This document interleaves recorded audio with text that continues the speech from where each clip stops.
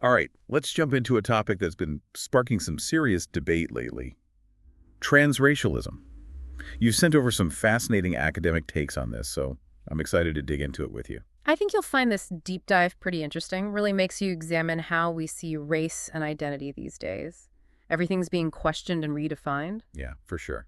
So, for anyone who's not totally familiar, transracialism is basically the idea of identifying as a different race than the one you were assigned at birth. And we've got two main sources guiding us here.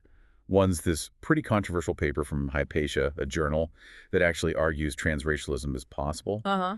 The other is, well, it's an analysis by a sociologist named Rogers Brubaker in his book Trans, Gender and Race in an Age of Unsettled Identities. He kind of pushes back on that whole idea. Yeah, it's like looking at the same thing through two totally different lenses. Each one shows you a different side of the story, all the complications and what it could all mean. I'm with you there. So let's start with that Hypatia paper.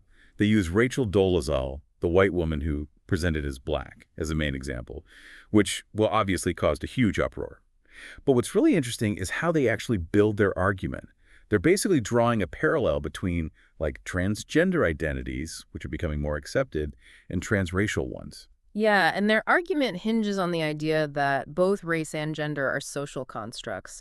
They're saying the way we categorize race isn't based on, like, fixed biological realities, but more on how society sees and experiences it. Right, and that's a really important point. Gets to the core of how we even define race. So are they basically saying because these categories are kind of fluid, shaped by society, that there's no reason why someone couldn't just choose to identify as a different race? That's exactly their line of reasoning. If we say it's okay for people to transition to a different gender, they argue, then there's no logical reason to say you can't transition to a different race. Okay, I can see how that argument would be convincing to some people.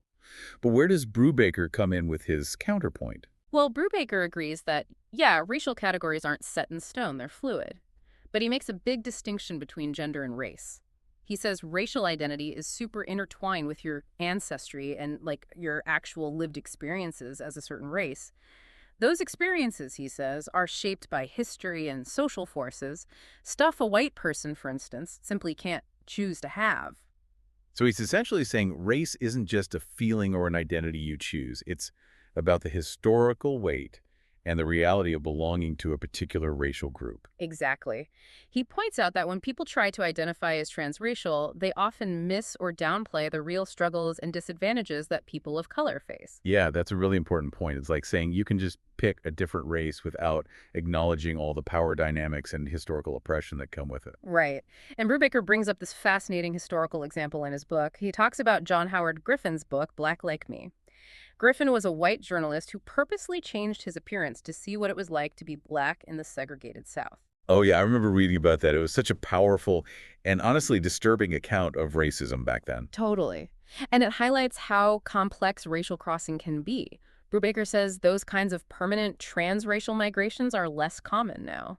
But are there other types of racial crossing happening today? Oh, definitely. He points out we see more fluid, temporary forms of it. Like, he uses the example of white rappers adopting parts of black culture. Interesting example, and it's something we see debated all the time. Where's the line between appreciating another culture and just straight up appropriating it?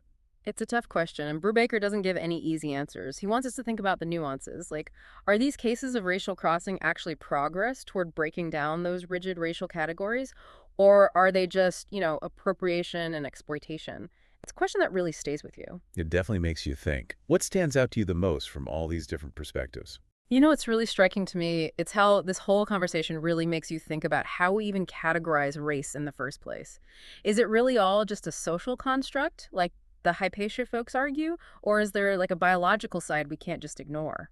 Yeah, that's a good point. And even if we say, okay, race is mainly a social construct, how do you explain all the real differences and injustices that are tied to those categories? It's kind of a messy situation. It really is. And it's interesting, these transracialism conversations kind of mirror the debates about transgender identities, even though, like Brubaker said, there are some big differences. Remember that YouTube video where Simon Cushing talked about how trans identity has changed? Like, it used to be way more strict, all about surgery and stuff, but now it's more about how you see yourself and recognizing non-binary identities. Yeah, I see the parallel.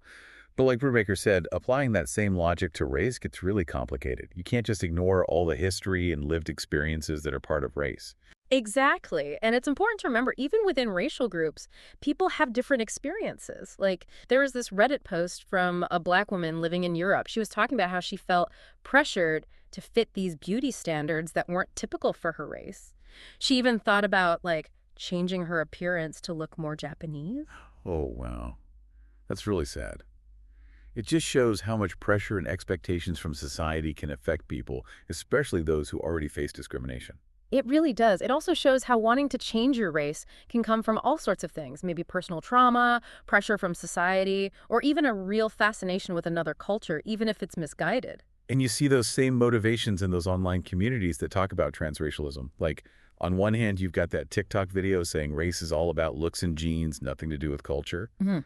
And then there are people who go way further, like that YouTuber Oli London who had all those surgeries to look like a K-pop star. Yeah, his case shows how things can go wrong when someone gets obsessed with a transracial identity, focusing on unrealistic beauty standards and ending up fetishizing and appropriating another culture.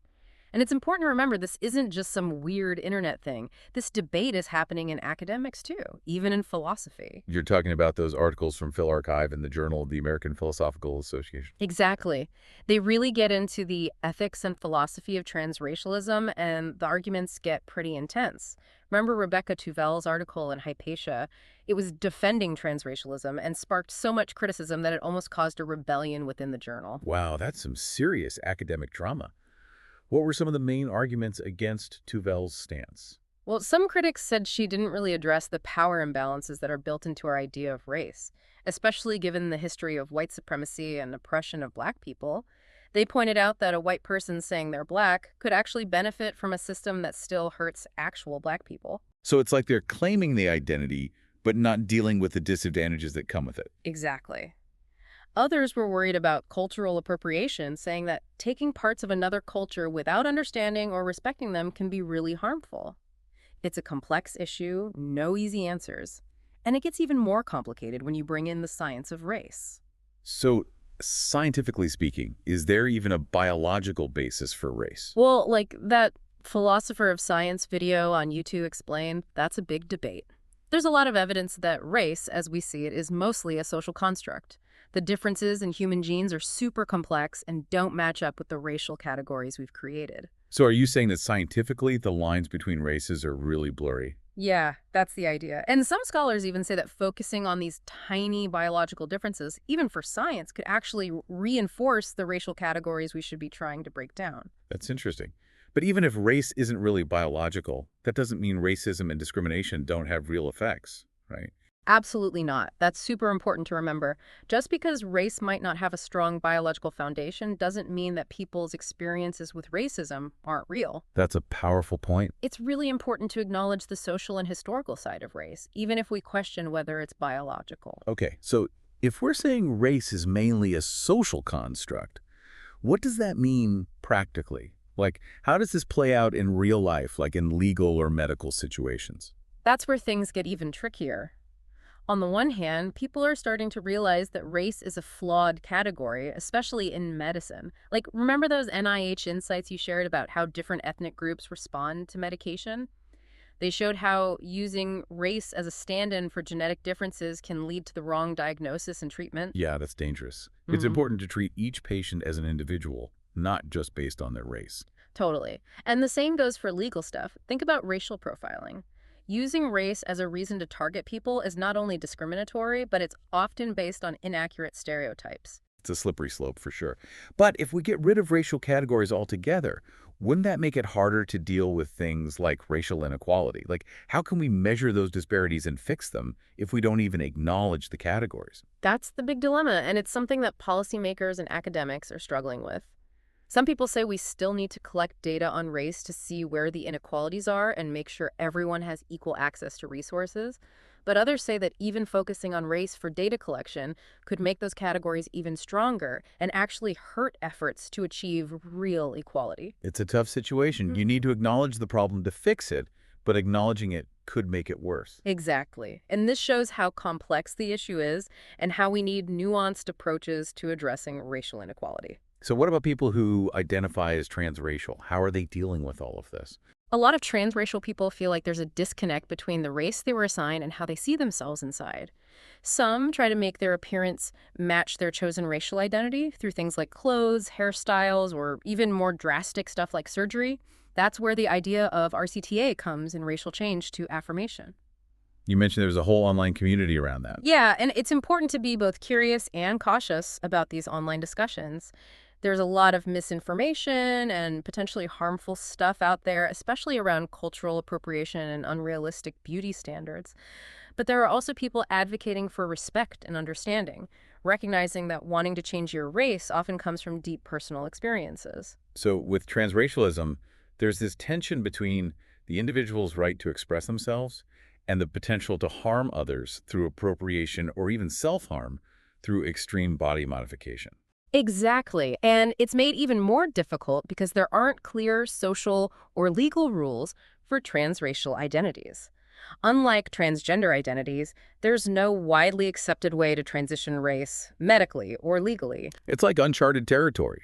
Individuals are trying to figure things out while society tries to catch up and make sense of it all. And as technology keeps advancing, it's only going to get more complicated. You're right. And speaking of technology, what about things like genome editing?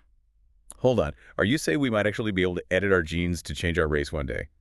That sounds like science fiction. It might sound crazy, but like that Wikipedia article on genome editing explained, scientists are making huge advances. They're already using it to treat diseases and change traits in other organisms. But using that technology to change human race, that opens up a whole new can of worms, ethically speaking. It definitely does. It makes you think about things like eugenics, designer babies, and the potential to make existing inequalities even worse.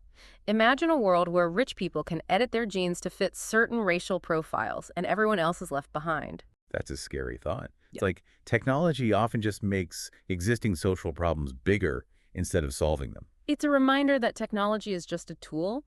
We as a society need to decide how to use it responsibly and ethically. And when it comes to transracialism, the ethical stakes are huge. So much to think about. For our listeners who are trying to understand all of this, what are some key takeaways they should remember? Well, first, it's important to approach this topic with empathy and an open mind.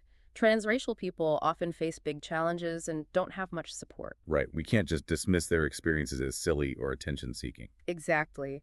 Second, we have to be aware of the potential for harm, both to individuals and to groups that are already marginalized.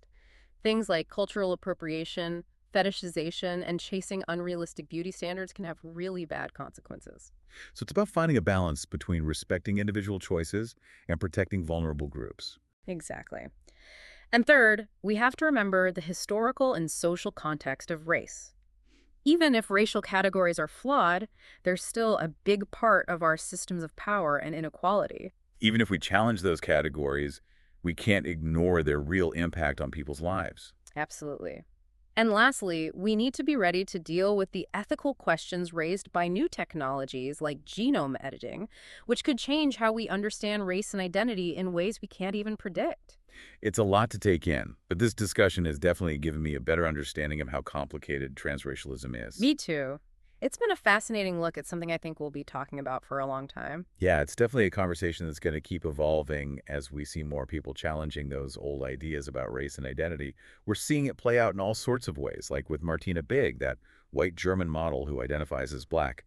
You sent me that Quote Goats podcast where she talks about getting those extreme body modifications and even going to Kenya, saying she's totally part of the black community there. Her case brings up so many complicated ethical questions about authenticity and appropriation and like how far self-identification can go.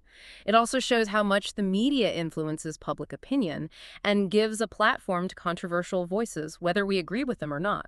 It's true. With social media, it feels like these conversations are happening everywhere, but often without much nuance or understanding. It's hard to sort through it all and find reliable information and perspectives. Absolutely. That's where being able to think critically is so important. I was just thinking about that lecture from Wofford College, the one by Jeremy Morris, about the history of racism in science. He talked about how important it is to question what you assume, really look at the evidence, and consider different viewpoints before you form an opinion. It's super relevant to this conversation, wouldn't you say? Totally. He's basically saying we need to be informed and engaged, but also approach these complicated issues with humility and a willingness to learn. We can't just shut down the conversation or ignore perspectives that make us uncomfortable. I agree. That discomfort often comes from facing our own biases about race, biases we might not even realize we have. We have to be willing to challenge those assumptions and really listen to people who see things differently than we do. It's like a constant process of unlearning and relearning, which can be tough, but ultimately really rewarding. Yeah. So where do we go from here? How do we navigate all this stuff about race and identity in a way that's respectful and responsible? What are your thoughts? I think, first of all, we need to move past that simple black and white thinking and embrace the fact that human identity is messy and fluid. We need to acknowledge that social constructs have power, but also recognize that people's lived experiences within those constructs are diverse, and we can't ignore them or downplay them. So it's about seeing people as individuals, not just as members of a certain race. Yeah, and creating spaces where people can have open and honest conversations, where they can share and debate different perspectives without censorship or personal attacks. It's about really listening to understand, even when, or maybe especially when, we disagree. It sounds like we need a big change in how we approach these conversations. We do. And we also need to be careful about how new technologies might make existing inequalities worse. Things like genome editing, while they have potential, have to be used ethically and fairly. We need to make sure everyone benefits, not just the select few. It's a huge responsibility for all of us. This deep dive has given me so much to think about. Me too. It's been a fascinating exploration of something that I think will keep us all thinking for years to come. Well, on that note, we'll leave our listeners with one last thought. If we could completely rewrite how we think about race, what would that look like? What kind of future do we want to create? And how will technology shape that future? It's something to really ponder, isn't it? It is. Until next time.